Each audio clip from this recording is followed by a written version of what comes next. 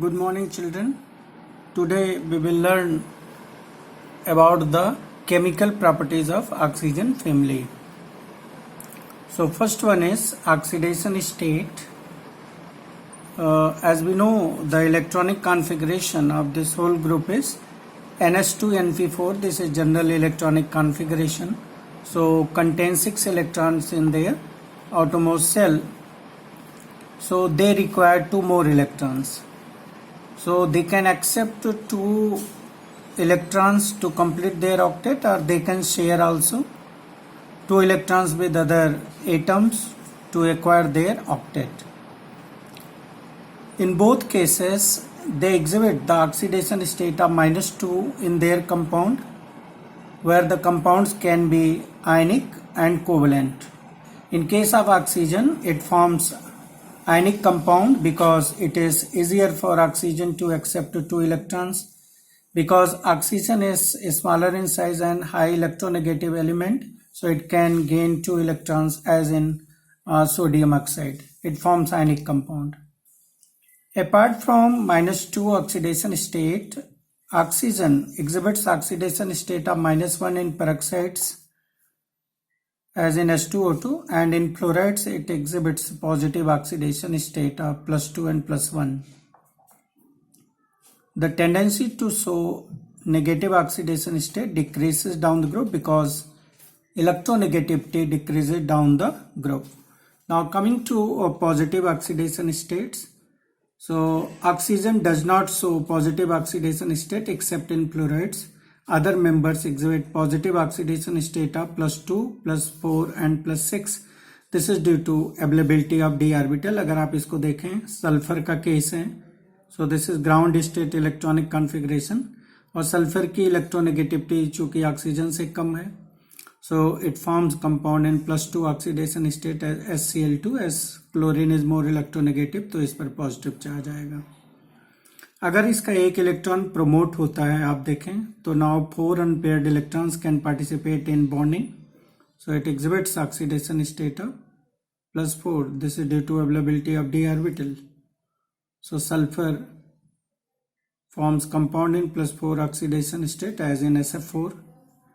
Now if this electron is also unpaired and promoted, although the unpairing and promotion requires much energy, that is not possible at the bottom element.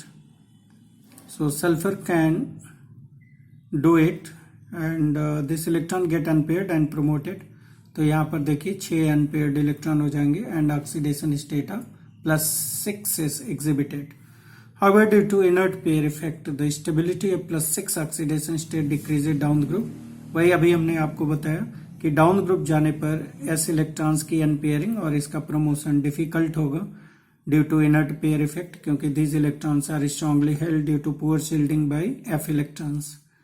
So compound in +4 oxidation state act as oxidizing and reducing agent both, but in +6 oxidation state they act as oxidizing agent only, क्योंकि इसके लिए केवल एक ही chance है कि ये अपने oxidation number को डिक्रीज करे, क्योंकि 6 हाईएस्ट है, इसके ऊपर नहीं जा सकता है.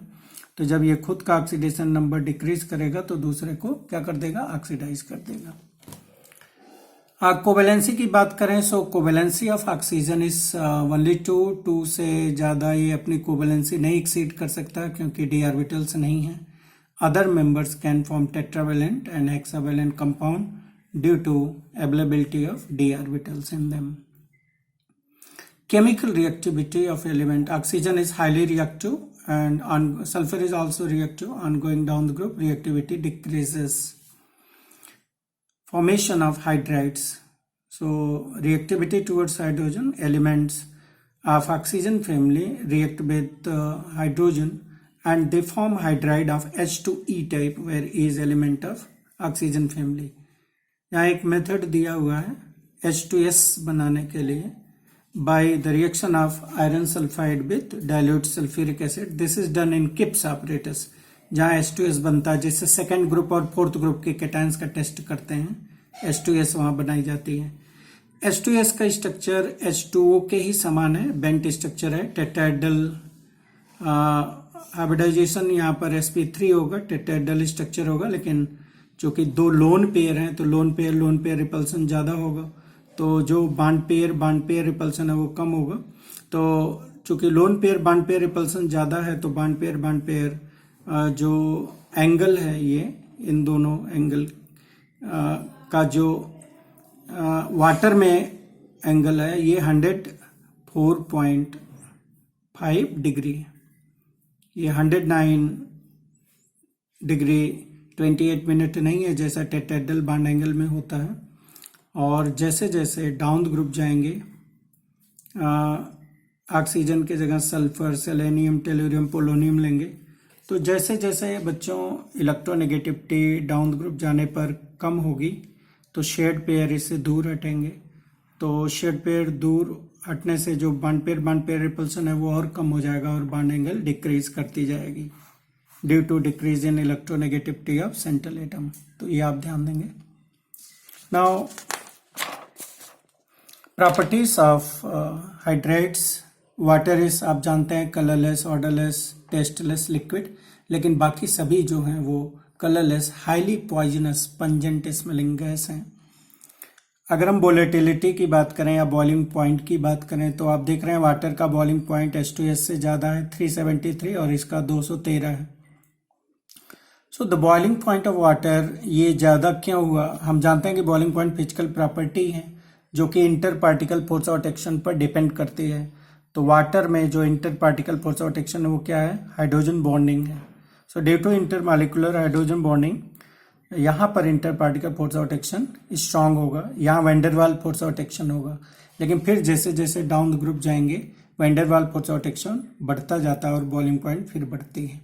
तो इसका मतलब वाटर लेस वोलेटाइल है, H2S मोर वोलेटाइल है, वोलेटिलिटी डिक्रीज करेगी डाउन द ग्रुप जाने पर, ये आप नोट करेंगे। एसिडिक करेक्टर वाटर न्यूट्रल है, ऐसा हम बोले एम्फोटेरिक है क्योंकि इसमें H प्लस OH माइनस दोनों होता है, एसिडिक और basic. Equal amount of acid and base, that is amphoteric neutral compound.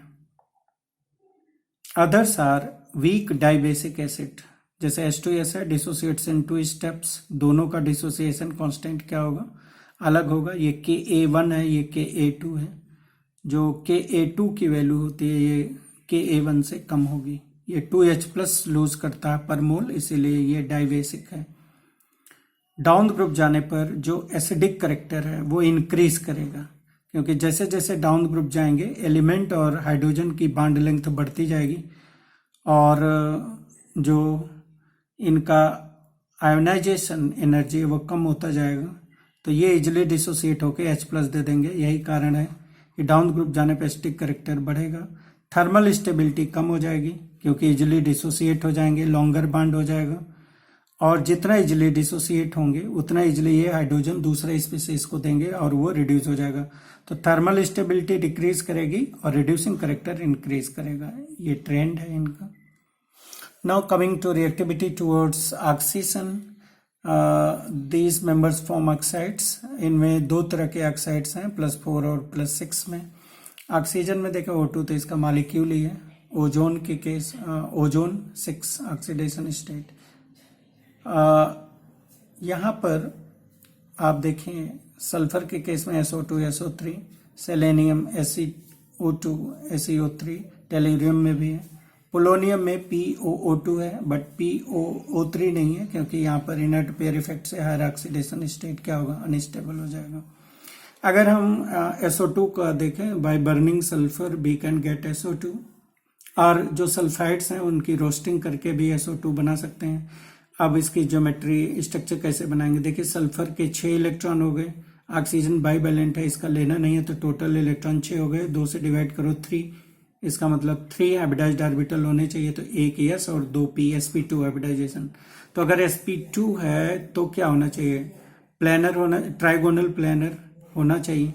लेकिन अब यहाँ पर आप देखें तो एक लोन पेयर है और ऑक्सीजन के साथ ये डबल बॉन्ड बना रहा है, तो इन दोनों डबल बॉन्ड में एक p-p बॉन्ड है, एक p-d है, तो ये रेजोनेंस शो करेगा।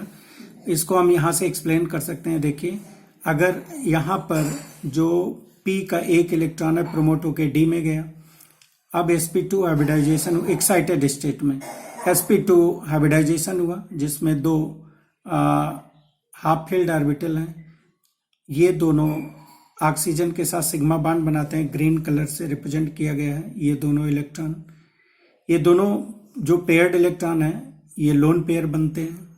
अब एक इलेक्ट्रॉन p में अनहाइब्रिड ऑर्बिटल में है, एक d में अनहाइब्रिड ऑर्बिटल में है। तो हम जानते हैं कि अनहाइब्रिड ऑर्बिटल के जो इलेक्ट्रॉन्स है वो पाई बॉन्ड बनाते हैं। तो एक p ऑर्बिटल में है तो p पाई बना, और एक d ऑर्बिटल में है तो p पाई d पाई बना। तो इस तरह से इसका स्ट्रक्चर है। सेलेनियम डाइऑक्साइड भी गैस में ये इसी तरह का स्ट्रक्चर रहता है जैसा SO2 का है, लेकिन सॉलिड स्टेट में ये लीनियर चेन पॉलीमेरिक स्ट्रक्चर होता है, जहां पर आप देखेंगे कि सेलेनियम ऑक्सीजन सेलेनियम बॉन्ड होगा और सेलेनियम एक p पाई d पाई बॉन्ड बनाता है इस तरह से। तो ये स्ट्रक्चर है सेलेनियम डाइऑक्साइड का। बच्चों अगर हम इनके चूंकि नॉन मेटेलिक करेक्टर ज़्यादा होता है, तो अगर इनके करेक्टर के बारे में देखें तो जो SO2 और SeO2 है ये एसिडिक करेक्टर शो करता है। टेल्यूरियम और पोलोनियम में एम्फोटेरिक करेक्टर होता है। अगर हम इनके रिड्यूसिंग और ऑक्सीडाइजिंग करेक्टर की बात करें तो जो सल्फर डाइऑक्साइड है देखिए +4 में है, तो इसके लिए दो चांस है कि ये खुद +6 में भी जा सकता है और +2 में भी आ सकता है।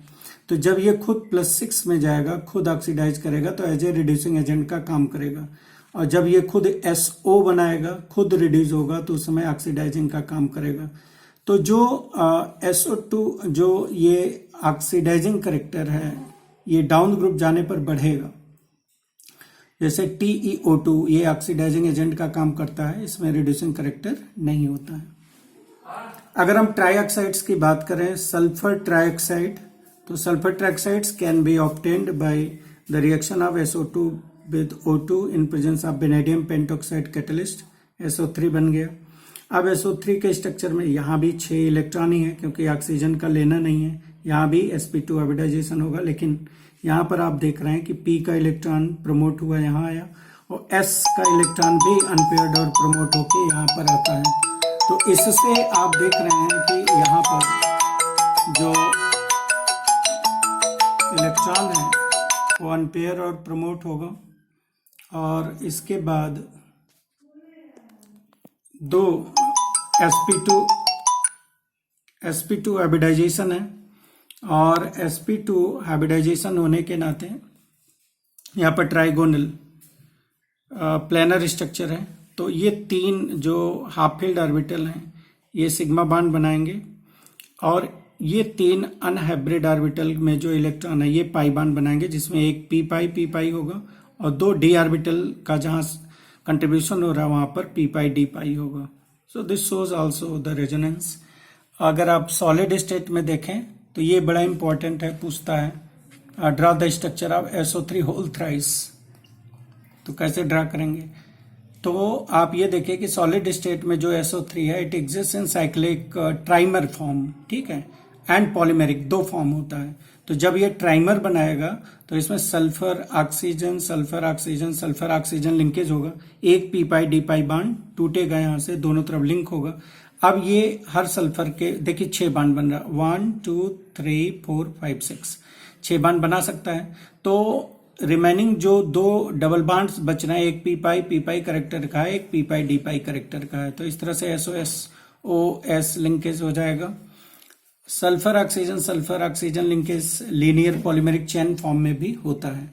अगर हम SCO3 सेलेनियम ट्राइऑक्साइड की बात करें तो ये साइक्लिक टेट्रामर इस तरह से बनाता है, और जो टेल्यूरियम ट्राइऑक्साइड है इट हैज नेटवर्क स्ट्रक्चर। तो अब हमने अभी ऑक्साइड्स के बारे में पढ़ा है, अब नेक्स्ट वीडियो में हम हैलाइड्स के बारे में पढ़ेंगे। Thank you.